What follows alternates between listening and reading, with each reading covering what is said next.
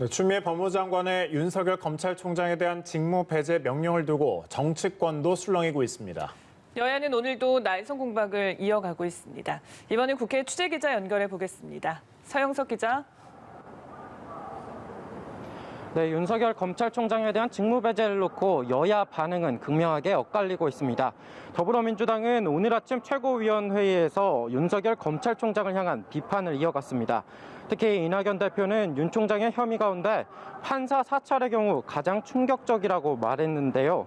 시대착오적이고 위험천만한 일이 검찰 내부에 잔존하는지 진상을 규명해 뿌리 뽑아야 한다며 국회 차원의 국정조사 추진을 당에서 검토해달라고 강조했습니다. 이어 윤 총장을 향해선 스스로 거취를 결정해달라고 압박을 더해갔습니다. 국민의힘은 이번 일에 대해 헌정사와 법조사의 흑역사로 남을 개탄스러운 일이라고 평했습니다. 오늘 아침 주호영 원내대표가 법조인 출신 의원들과의 회의에 앞서 한 말인데요. 정부와 여당을 향한 날선 비판도 이어갔습니다.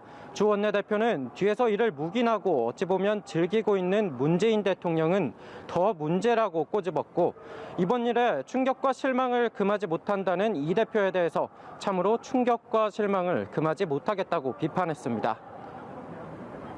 네, 이런 가운데 국회에서는 공수처 출범을 위한 움직임이 계속되고 있습니다. 여당은 오늘 공수처법 개정 작업을 시작하겠다고 했었죠.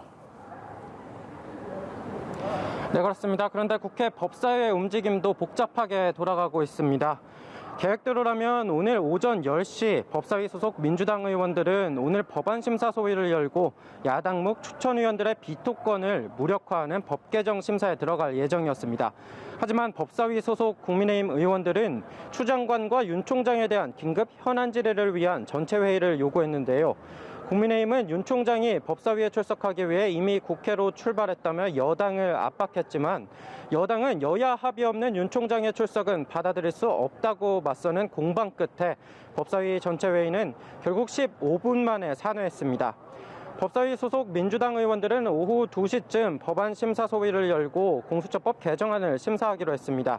반면 국민의힘 의원들은 같은 시간 대검을 방문해 이번 사안에 대한 사실관계 확인에 들어갈 계획입니다.